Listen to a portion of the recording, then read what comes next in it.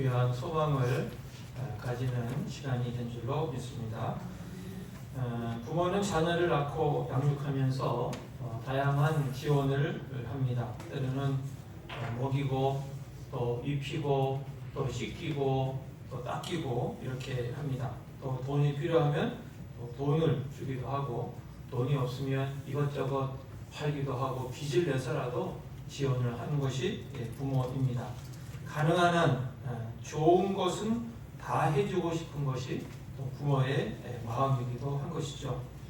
하지만 부모가 자녀를 양육할 때 좋은 것만 해준다고 자녀가 좋은 모습으로 바르게 성장하고 양육되는 것은 아닙니다. 때로는 책망하기도 하고, 때로는 벌을 주기도 하고, 때로는 꾸중을 하기도 해야 이 자녀가 바르게 좋은 모습으로 성장하는 것입니다. 얼마 전에 이런 얘기를 들었습니다. 어느 지하철역에서, 우리 논산은 지하철이 없지만 지하철역에서 있었던 일이라고 하는데, 어떤 엄마가 이제 어린아이를 데리고 있었는데, 여러분 어린아이들이 가만히 안 있잖아요, 그죠? 그러니까 어둥대고 이리저리 왔다 갔다 하고, 또 이 철로 가까이도 다가가고, 사람들 사이를 휘젓고 다니고 이렇게 해서 이 엄마가 아이를 이제 좀 이렇게 가만히 붙잡아 놓으려고 아무리 애를 쓰는데, 이제 아이가 이게 엄마의 손을 자꾸 벗어나서 자꾸 이제 다니고 휘젓고 이런 그런 상황이었다고 합니다. 이 엄마가 아무리 해도 안 되니까 아이한테 엎드려, 꼼짝 못하게 하려고. 근데 아이가 엎드리지 않는 거죠. 엄마가 너무 화가 나서 소리가 좀 높아졌다고 합니다. 엎드려! 그랬더니 지하철역에서 있던 모든 사람들이 엎드렸다는. 아이는 안 엎드렸는데 그런 재미있는 얘기가 있더라고요. 그 어머니는 그 어린아이에게 좋은 걸 많이 해줬겠죠. 그렇지만 그 상황에서 그 아이를 좀 통제하기 위해서 그렇게 하지 않았나, 이런 생각이 듭니다. 오늘 우리의 영적인 아버지 되시는 여호와 하나님께서 우리를 어떻게 양육하시는가 하는 것을 함께 살펴보면서 하나님의 은혜를 나누기를 원합니다. 여러분, 하나님 아버지는 어떤 분이십니까?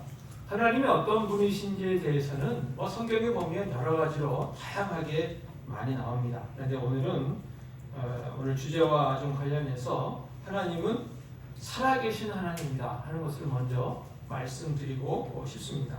여러분, 부모가 살아있어야 부모를 양육하지 않습니까? 우리 자녀들을 양육하지 않습니까? 그런 것처럼 하나님께서 살아계시기 때문에 주님께서는 우리를 키우시고 양육하시고 우리를 인도해 가시는 것입니다. 여러분, 하나님은 살아계시는 줄 믿습니다. 시편 18편 46절 말씀 함께 읽겠습니다. 시작. 여호와는 살아계시니 나의 반석을 찬송하며 내 구원의 하나님을 높이리로다. 이 다윗의 고백입니다. 여호와는 살아계신다. 여러분, 여호와 하나님께서는 나무 조각이 아닙니다. 쇠 조각도 아닙니다. 돌 조각도 아닙니다. 여러분, 우상은 돌로 만들고 쇠로 만들고 나무로 만들 수 있죠. 근데 여러분, 우상은 죽어 있습니다. 그래서 우상은 사람들이 아무리 기도해도 그 기도를 듣지를 못합니다. 그렇다고 우상이 사람들에게 무슨 말을 하느냐? 말도 하지 못합니다. 움직이지도 못하죠. 왜 그렇습니까? 죽어 있기 때문에 듣지도 말하지도 움직이지도 못하는 것입니다. 여러분, 그렇지만 성경의 하나님은 살아 계십니다. 하나님께서는 우리에게 말씀하십니다. 우리의 기도를 들으십니다. 하나님께서는 역사하십니다. 주님께서는 살아 계시는 것입니다. 하나님은 옛날 옛적에 살아 계시다가 지금은 죽은 분이 아닙니다. 지금은 무덤에 갇혀 있는 분이 아닙니다. 하나님은 세상을 창조하시고 창조하신 그 세상을 운영하시고 주관하시고 이끌어가시고 인도하시는 분이십니다. 하나님은 단순히 과거 역사에 묻혀있는 그러한 분이 아닙니다. 오늘도 우리 삶 속에서 계속 살아서 역사하시는 분이십니다. 사랑하는 성도 여러분, 하나님께서 지금도 살아계시다는 것을 믿고 확신할 수 있기를 주의 이름으로 축복합니다. 지금도 우리에게 말씀하시고 우리의 기도를 들으시는 것을 믿으시고 확신하시기를 바랍니다. 성경에서만 하나님이 살아계시는 것이 아니라 지금 우리의 삶 속에서도 살아계시는 분이신 것을 여러분 믿으시고 받아들이시고 인정하시고 그렇게 확신하시기를 우리 주 예수님의 이름으로 간절히 축복합니다. 그러면 살아계신 하나님께서 우리 믿음의 사람들을 이 땅 가운데 살아갈 때 어떻게 우리를 인도하시는가? 어떤 모양으로 우리를 이끌어 가시는가? 첫 번째, 하나님께서는요, 기적으로 우리를 인도해 가십니다. 성경에 보면 하나님께서 살아계셔서 사람들이 생각하지 못한 방법으로 역사하시고 이끌어 가신 일들이 많이 기록되어져 있습니다. 여러분, 구약에서 대표적인 기적의 사건은 출애굽이죠. 당시 강대국, 지금의 강대국이 미국이라고 한다면 그 당시 강대국은 이집트, 애굽이라고 볼 수 있는데 그 애굽의 노예와 종으로 살았던 당시 하나님 백성 유대인들이 자유인이 된다고 하는 것은 기대할 수 없는 일이었습니다. 모세가 몇 번이나 바로 왕을 찾아가서 요청했지만 바로 왕은 그것을 허락하지 않았습니다. 바로 왕의 입장에서 보면 유대인 노예를 내보낸다는 것은 국가적으로 막대한 손해였기 때문에 결코 내보내려고 하지 않았던 것이었습니다. 그러나 구약 하나님 백성인 유대인을 선택하신 하나님께서 살아계셔서 거기에 역사하셨습니다. 사람들의 상식을 넘어 하나님의 기적과 역사로 그 당시 하나님 백성 구약 이스라엘 사람들을 노예에서 자유인으로 해방하셨습니다. 10가지 재앙을 내리시고 특별히 마지막에 모든 장자가 죽는 그러한 재앙을 통해서 바로왕이 항복하게 되고 그 구약 이스라엘 사람들은 이제 노예에서 자유인이 되는 놀라운 하나님의 축복을 경험하게 된 것입니다. 여러분, 출애굽 사건만 그렇지 않습니다. 사르밧 여인의 이야기도 하나님의 살아계심을 보여주는 기적의 역사였습니다. 사르밧에 속한 살고 있는 한 여인이 있었죠. 당시 북이스라엘에는 가뭄이 심해서 식량이 부족했습니다. 더구나 이 여인은 홀로 되었기 때문에 먹고 살기가 막막했습니다. 결국은 나중에 가루 한 움큼 기름 조금밖에 남지 않은 그런 상황이 되었습니다.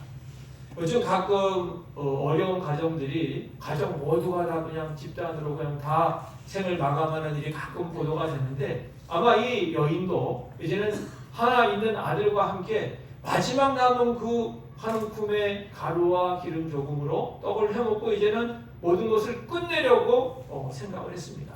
우리의 삶은 여기까지다. 더 이상은 없다. 이제 끝이다. 어쩔 수가 없다. 하고 그들은 그것으로 이제 마지막 식량을 만들어 먹고 모든 것을 끝내려고 했습니다. 그런데 하나님께서 엘리야를 그 가정에 보내셔서 사람들이 생각하지 못한 기적을 베풀어 주셨습니다. 열왕기상 17장 15, 16절 말씀 우리 함께 읽겠습니다. 시작. 그가 가서 엘리야의 말대로 하였더니 그와 엘리야와 그의 식구가 여러 날 먹었으나 여호와께서 엘리야를 통하여 하신 말씀같이 떨어지지 아니하고 병에 기름이 없어지지 아니하니라. 사람들의 생각으로 있을 수 없는 일이 하나님의 역사로 기적이 일어난 것이죠. 가루가 떨어지지 않고 병에 기름이 다하지 않고 계속해서 그 가정은 살 수 있게 되었다는 것입니다. 여러분, 예수님 시대에도 기적의 역사가 있었습니다. 혈루증으로 한 해도 아니고 12년이나 고생한 한 여인이 있었습니다. 아무도 이 여인의 질병을 고쳐주지를 못했습니다. 아마 12년 동안 그 일이 반복되면서 이 여인은 내 질병은 고칠 수 없구나. 아마 포기를 했는지도 모릅니다. 하지만 그녀에게 놀라운 치유의 기적이 일어났습니다. 누가복음 8장 43절 44절 말씀 함께 읽습니다. 시작. 이에 12해를 혈루증으로 앓는 중에 아무에게도 고침을 받지 못하던 여자가 예수의 뒤로 와서 그의 옷가에 손을 대니 혈루증이 즉시 그쳤더라. 12년 동안이나 아무리 애를 써도 고침받지 못한 그 질병이 즉시 그치고 낫게 되는 역사가 있었다라고 성경이 우리에게 증언해주고 있습니다. 하나님께서 사랑하시는 성도 여러분, 하나님은 지금도 살아계시고 역사하셔서 우리에게 기적의 은혜를 베풀어 주시는 줄 믿습니다. 아멘. 하나님의 기적의 역사는 성경에만 나오는 것이 아니라 오늘 우리 믿음의 사람들이 살아가는 삶의 현장에도 나타나는 것입니다. 얼마 전 베트남으로 단기 선교를 다녀온 분에게 들은 이야기입니다. 여러분, 단기 선교는 이제 보통 짤막한 일주일 정도 가서 이제 그 지역 사람들에게 복음을 전하고 오기 때문에 다양한 준비를 해서 가죠. 찬양, 또 워십, 그리고 무언국. 그러니까 말이 잘 통하지 않으니까 그냥 말을 하지 않아도 행동으로 예수님의 그 구원의 사랑을 보여주는 그런 드라마를 준비해가지고 가서 이제 사람들이 초청을 해서 그것을 보여주고 그들에게 복음을 전하는 것인데, 보통 이제 교회당 안으로 사람들을 초청을 해서 교회 안에서 그 모든 것이 이루어지는데, 이 베트남 사람들은 교회당 안으로 잘 들어오지 않는데요. 우리나라는 좀 그런 경향이 있잖아요, 그죠? 안 믿는 사람들 교회 가자 그래서 안으로 들어오려고 하면 잘 들어오지 않잖아요. 그런 것처럼 베트남 사람들도 본인들이 예수를 믿는 사람들은 예배당 안에 들어오지만 예수를 믿지 않는 사람들은 아무리 초대를 해도 예배당 안에 들어오지 않는다고 합니다. 그래서 어쩔 수 없이 교회당 앞에다가 마당에다가 천막을 대충 이렇게 치고 햇빛을 가리고 거기에서 워십, 찬양, 드라마 이제 이런 것을 이제 하려고 시작을 막 했는데 예상하지 않게 비가 오기 시작했다고 합니다. 그 시간에 비가 오는 시간이 아니래요. 그리고 비가 오는 시기도 아니고. 근데 비가 막 쏟아지니까 사람들이 그냥 앞마당에 쫙 하다가 모였다가 비가 오니까 어쩔 수 없이 어떻게 됐어요? 예배당 안으로 다 들어온 거예요. 비를 피해서. 예배당 안에서 찬양과 워십과 드라마가 이루어졌는데 하나님의 은혜가 임해서 많은 사람들이 감동을 받고 은혜를 받고 그 시간에 많은 사람들이 예수님을 믿겠다, 영접 기도를 하게 되었다 하는 그런 간증을 제가 얼마 전에 들은 적이 있습니다. 여러분, 하나님께서는 때로 우리가 생각하지 못한 그런 기적의 역사를 베푸셔서 우리 믿음의 사람들에게 하나님의 선교의 역사를 이루어 주시는 것입니다. 하나님의 기적의 역사는 우리 생활에도 나타납니다. 어떤 사람은 병원에서 치유되지 못한 그러한 질병이 기도함으로 주님의 역사함으로 치유되는 그러한 기적을 체험하기도 합니다. 또 어떤 분의 얘기를 들어보니까 태풍이 불었는데 그래서 집 주변에 나무들이 막 쓰러졌는데 이 나무가 이 집 건물로 쓰러진 게 아니라 건물이 여러 개가 있는데 그 건물 사이사이에 다 쓰러졌대요. 희한하지 않습니까? 사람들 생각으로는 개가 쓰러지면 집 위로도 쓰러지고 여기도 쓰러지고 다 쓰러질 수 있는데 하나님이 보호하사 건물과 건물 사이에만 나무가 쓰러져서 건물은 아무 이상이 없었다. 이런 간증을 하는 것을 들은 적이 있습니다. 우리 하나님께서 여러분에게 기적의 은혜를 베풀어 주시기를 주의 이름으로 축복합니다. 아멘. 지금도 살아계시고 역사하시는 하나님께서 성동중앙교회 속한 우리 모든 믿음의 사람들에게 기적으로 인도하시고 우리 인생을 새롭게 해주시기를 축복합니다. 그렇게 하여 하나님의 살아계시고 우리를 사랑하시는 것을 경험하고 체험할 수 있는 우리 모든 믿음의 사람들이 되시기를 예수님의 이름으로 간절히 축복합니다. 아멘. 두 번째, 살아계신 하나님께서는 우리에게 이렇게 기적을 베풀어서 우리의 삶을 인도하시기도 하지만 때로는 어려운 가운데서 우리의 내면을 성숙시키시기도 하십니다. 우리 생각에 기적이 필요하다고 느끼는 상황에서 하나님께서는 때로 기적을 주지 않고 침묵하심으로 우리의 마음을 성장시키고 우리의 신앙을 성숙시키고 영적으로 훈련하십니다. 여러분, 구약의 요셉을 여러분 잘 알고 계시죠? 여러분, 요셉이 아버지 야곱의 아주 특별한 사랑을 받는 그런 사랑받는 아들이었습니다. 그런데 형들의 시기로 어떻게 됩니까? 애굽의 종으로 팔려가게 됩니다. 사랑받는 아들에서 종과 노예가 되었습니다. 아마 요셉은 애굽에 가서 굉장히 생활 적응하기가 어려웠을 것 같아요. 맨날 아버지 사랑을 독차지하다가 이제는 종과 노예가 됐으니 얼마나 힘들었겠습니까? 여러분, 그런 요셉에게 무엇이 필요할까요? 바로 기적이 필요합니다. 하나님이 기적을 좀 일으키셔서 보디발이 하나님의 살아계심을 알고 무릎을 꿇고 요셉을 다시 돌려보내는 기적이 좀 필요하지 않겠습니까? 그가 잘못한 것도 없는데 억울하게 감옥에 들어가게 되는데 그때 하나님이 좀 기적을 베푸셔서 야 요셉이 잘못한 게 아니다 하는 것을 좀 밝히셔가지고 감옥에 들어가지 않게 하는 그런 기적이 필요하지 않겠습니까? 여러분 그런데 성경을 보면 그런 기적이 일어나지 않았습니다. 하나님께서 요셉과 함께 하셨다고 하는 말씀은 많이 나옵니다. 요셉의 그 상황에. 그런데 하나님께서 보디발의 집에서 꺼내주셨다거나 억울함을 벗고 감옥에 가지 않게 하셨다는 말씀은 성경에 나오지 않습니다.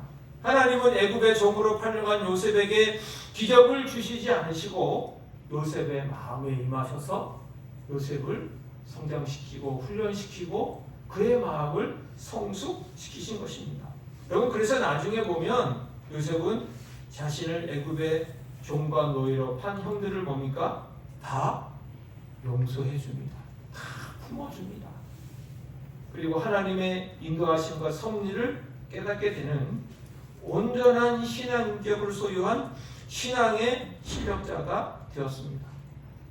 여러분 구약의 또 위대한 인물 여러분 다윗을 우리가 잘 알고 있습니다. 그가 사울 왕에게 쫓겨나올 때 우리가 보기에는 하나님의 기적이 필요했습니다. 하지만 하나님께서는 다윗에게 기적을 베풀지 않았습니다.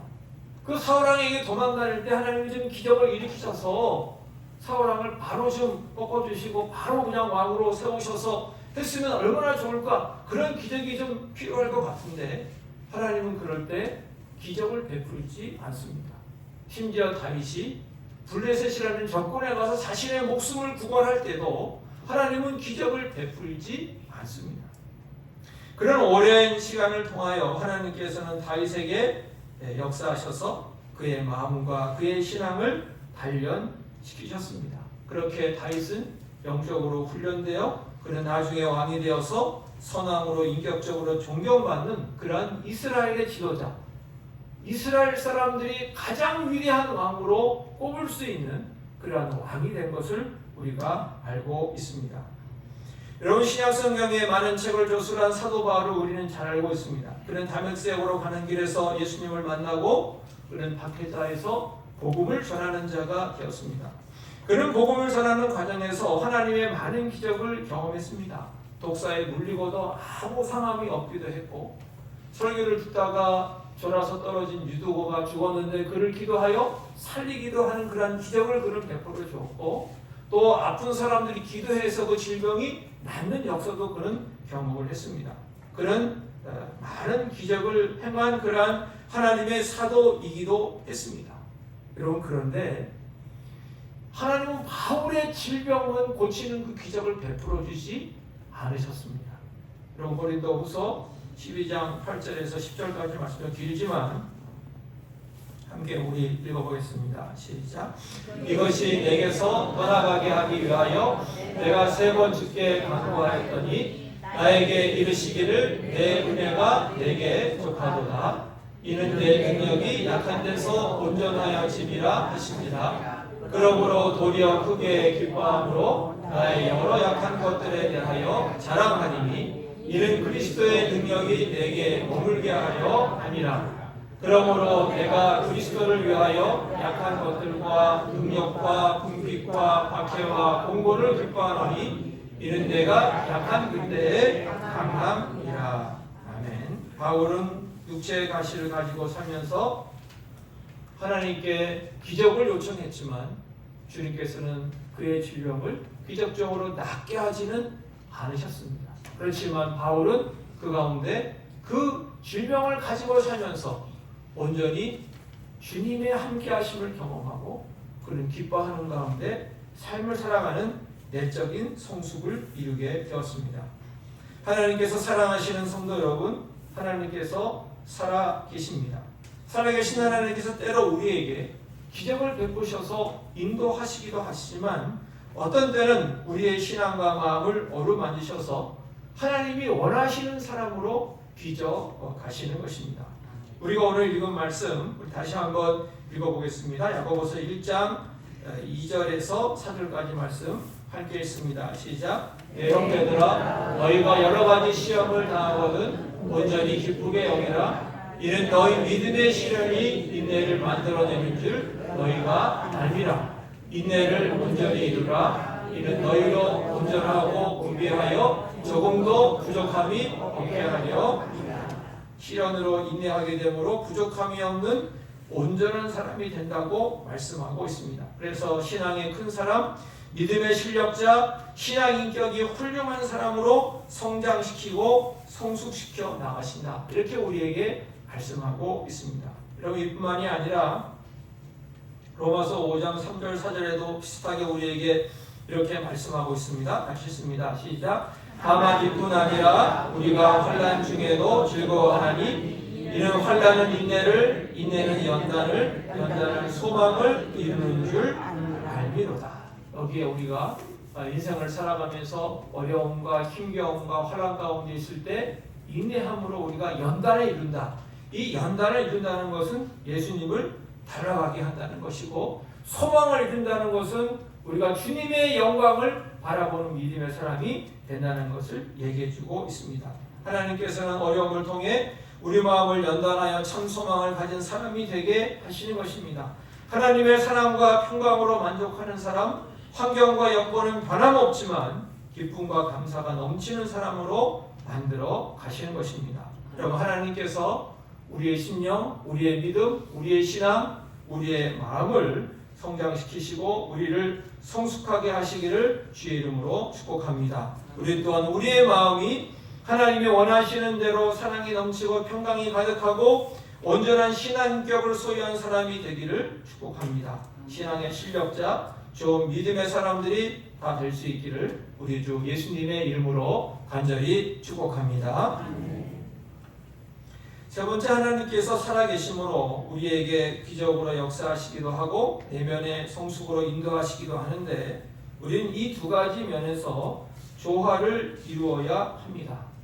기적만 추구하는 신앙도 아니고 내적으로 성숙해가는 신앙도 아니고, 이 두 가지를 모두 추구하는 균형적이고 조화롭고 건강한 신앙을 가져야 합니다.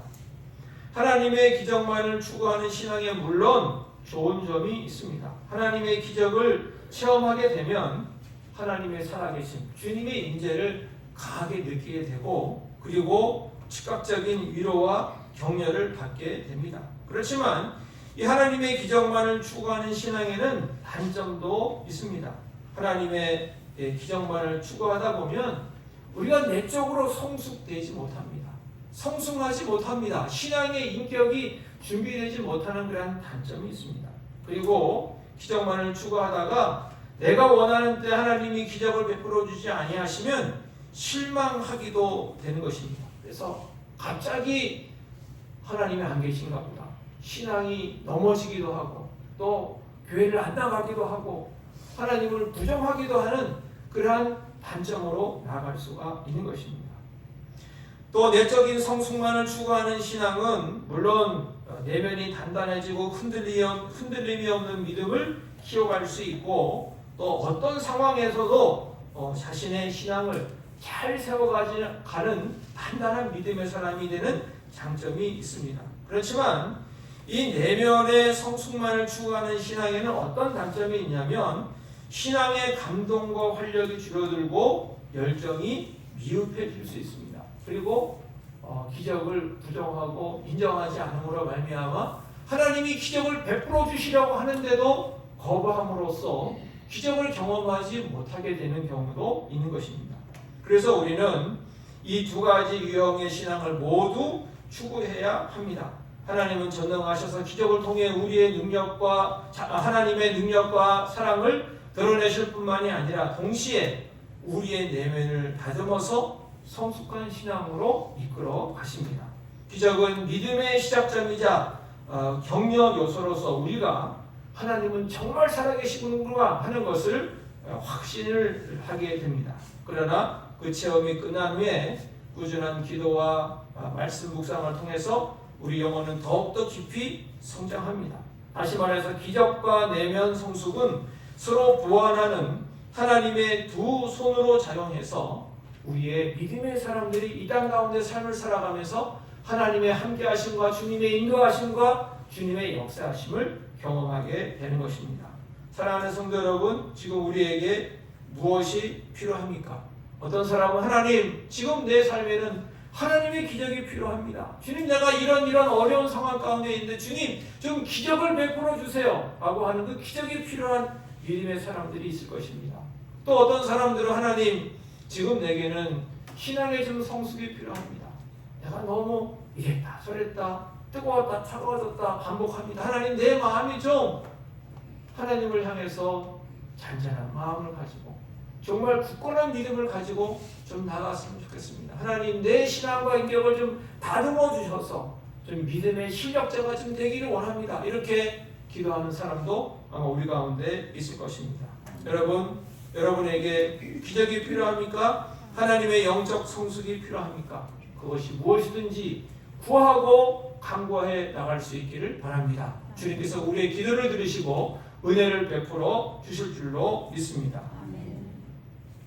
그렇지만 하나님은 내가 원하는 대로만 역사하고 인도하지 않으십니다. 하나님의 인도하심에 순종할 수 있는 우리 모두가 되기를 원합니다. 개인적으로는 정말 기적이 필요해서 하나님께 기적을 구했지만 주님은 주님 보시기에 기적보다는 우리의 내면의 성숙이 필요하다고 판단하시고 기적을 허락하지 않으실 수도 있습니다.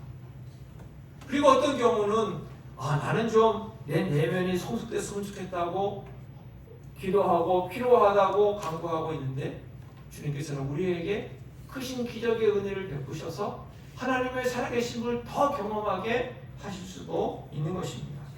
주님께서 기적으로 인도하시면 감사함으로 받고 하나님의 살아계심을 경험할 수 있는 우리 모두가 되기를 축복합니다. 하나님이 내적으로 성숙함으로 인도하시면 그 또한 감사함으로 받고 우리 신앙인격을 잘 다듬어갈 수 있는 우리 믿음의 사람들이 다 되시기를 바랍니다.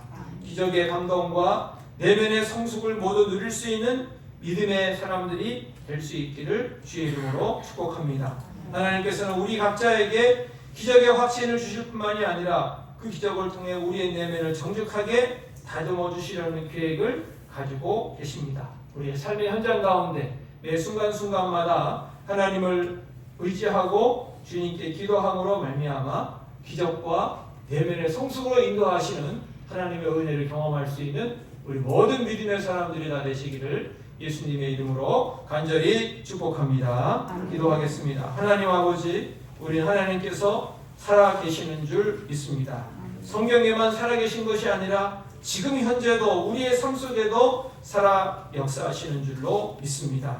하나님 아버지, 주님, 우리에게 때로 기적이 필요합니다. 주께서 우리에게 기적의 은혜를 베풀어 주시옵소서. 하나님, 때로 우리에게는 인격의 성숙이 주님 필요합니다. 우리 마음을 주님 만지셔서 어루만지셔서 빚어주셔서 우리가 신앙 인격이 탁월한 자, 하나님 신앙의 실력자, 믿음의 큰 그릇이 되는 우리 모든 성도님들 되게 하여 주옵소서. 하나님의 그 양손을 경험하여 우리가 이 땅 가운데 살아갈 때 점점 예수님을 닮아갈 수 있는 우리 모든 믿음의 사람들 되게 하여 주시옵소서. 예수님의 이름으로 기도하옵나이다. 아멘.